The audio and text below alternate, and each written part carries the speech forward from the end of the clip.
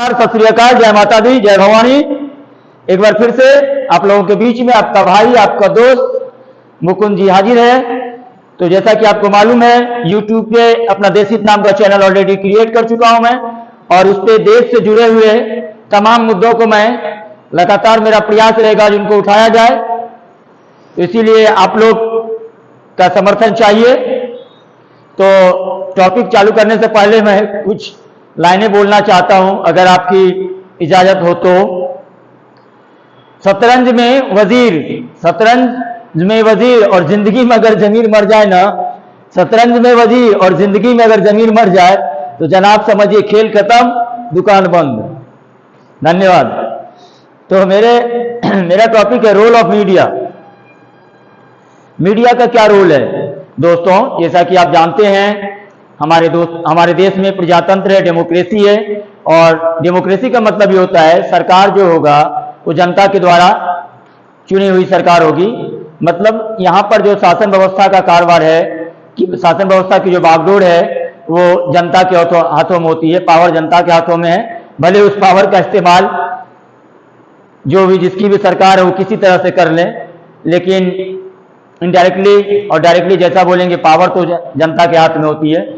तो जैसे हमारी सरकार को चलने में, गवर्नमेंट को रन करने में, और हमारे संविधान के दृष्टिकोण से अगर देखा जाए तो सरकार को चलाने में 4 पिलरों की अहम भूमिका है। तीन तो मालूम होगा आपको, और चौथा पिलर की भी चर्चा करेंगे, वो मीडिया है। तो 3 कौन कौन से हैं? तो पहला तो लेजिस्लेचर है, लेजिस्लेचर जिसको कि हिंदी में विधायिका कहते हैं। दूसरा एग्जीक्यूटिव है, जिसका नाम है कार्यपालिका। तीसरा जुडिशियरी है, जिसका नाम है न्यायपालिका। और चौथा मीडिया है। दोस्तों, अगर मान लीजिए ये एक बिल्डिंग है, ये एक ऑलरेडी बिल्डिंग है, अगर इसमें 4 पिलर के जगह पे हम 3 पिलर लगा दें तो क्या ये बिल्डिंग रह पाएगा? क्या नहीं ना। क्या ये बिल्डिंग लंबे समय तक टिक पाएगा अपने जगह पे? नहीं टिक पाएगा। तो उसी तरह से डेमोक्रेसी में, प्रजातंत्र में जो 3 पिलर, एक लेजिस्लेचर, दूसरा एग्जीक्यूटिव, तीसरा जुडिशियरी और चौथा मीडिया है। तो हम मीडिया के रोल की चर्चा करेंगे आज।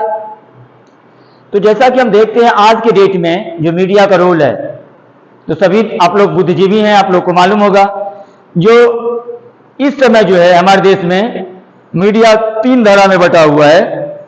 एक मीडिया का एक गुट, एक पक्ष सत्ता की तरफ से बोलता है, दूसरा पक्ष विपक्ष के तरफ से बोलता है, और तीसरा पक्ष जो कि जिनकी संख्या बहुत कम है, मैं नाम नहीं लूंगा किसी का क्योंकि ये अच्छा नहीं लगेगा। तो कुछ मीडिया के जो ग्रुप हैं वो न्यूट्रल हैं, नहीं तो अधिकांश मीडिया है सत्ता की तरफ से बोलती है।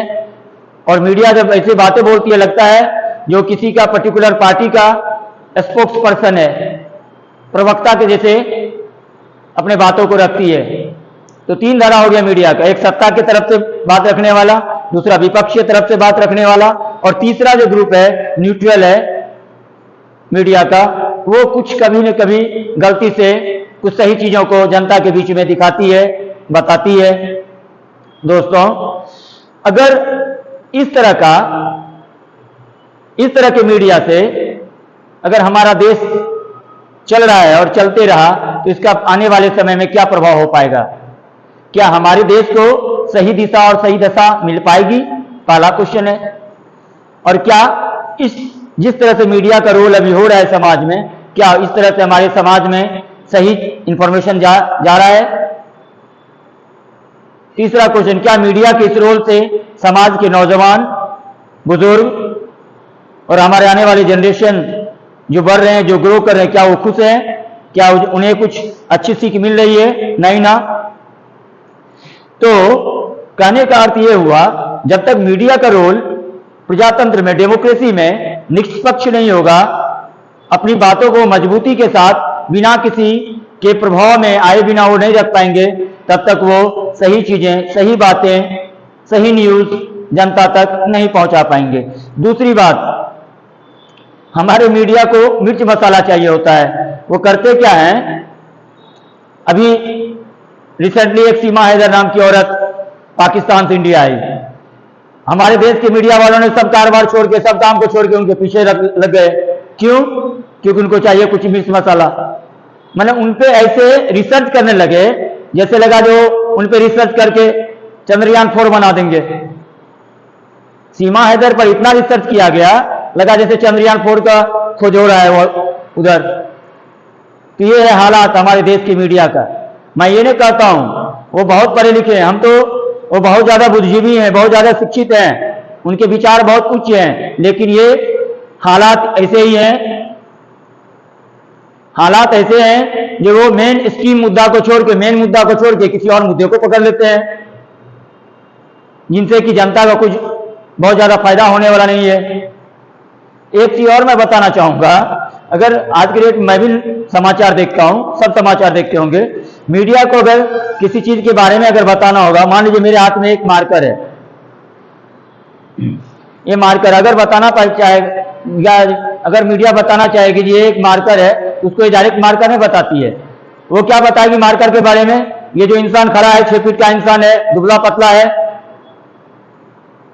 आवाजों में बहुत कड़कपन है, वो जींस और शर्ट पहना हुआ है, उसके दाहिने हाथ में कोई चीज है जिसका आधा व्हाइट है और ऊपर वाला हिस्सा क्या है, ब्लैक है, उस चीज का नाम मार्कर है। मतलब डायरेक्ट मार्कर नहीं कहते, घुमाते रहते हैं जगह से, टू द पॉइंट बात नहीं करेंगे, टू द पॉइंट डिबेट नहीं करेंगे, केवल वो घुमाने का काम करते हैं।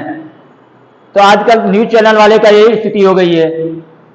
तो इसीलिए हम लोग को चाहिए जो इस तरह के मीडिया चैनल वालों का बहिष्कार किया जाए, जो हमारे देश से जुड़े मुद्दे को नहीं उठाते हैं, खास करके शिक्षा से जुड़े हुए मुद्दे को नहीं उठाते हैं, किसान जुड़े हुए मुद्दे को नहीं उठाते हैं, बेरोजगारी से जुड़े हुए मुद्दे को नहीं उठाते हैं, चिकित्सा से जुड़े हुए मुद्दे को नहीं उठाते हैं, सैनिक से जुड़े हुए मुद्दे को नहीं उठाते हैं। उनको केवल चाहिए मिर्च मसाला।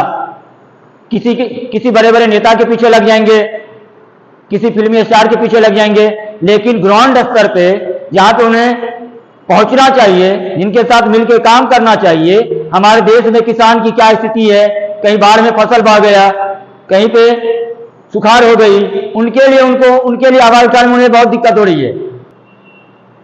किसी सरकारी स्कूल में बच्चे हैं, शिक्षक नहीं है, उनके बारे में उन्हें बोलेंगे। किसी हॉस्पिटल बना हुआ ऑलरेडी, वहां पे पेशेंट है मगर डॉक्टर नहीं है, उसके बारे में उन्हें चर्चा करने की फुर्सत नहीं है। तो वो ऐसे मीडिया जो कि नेता के पीछे पीछे घूमते हैं या सेलिब्रिटी के पीछे पीछे घूमते हैं, क्या इनसे हमारे देश का भला होगा? तो मेरा आप तमाम युवाओं से आग्रह है कि इन तरह के मीडियाओं को आप सबक सिखाइए, जो कि हमारे देश में रह के देश का कल्याण नहीं करते हैं, देश में रह के देश का कल्याण नहीं करते, वो कल्याण करते हैं, खुद का कल्याण करते हैं और अपने जेब को गर्म करते हैं। तो दोस्तों, आपको मीडिया के इन हरकतों पे अंकुश लगाना चाहिए, जिससे कि मीडिया की चारित्रिक दोष जो है वो दूर हो सके और वो एक अच्छे कैरेक्टर के साथ समाज को नई दिशा और दशा दे सके। ये तब होगा जब वो समाज से जुड़े मुद्दे को मुद्दा समझेंगे और उसको जोरदार तरीके से उठाने का प्रयास करेंगे। बहुत बहुत धन्यवाद। Thank you so much.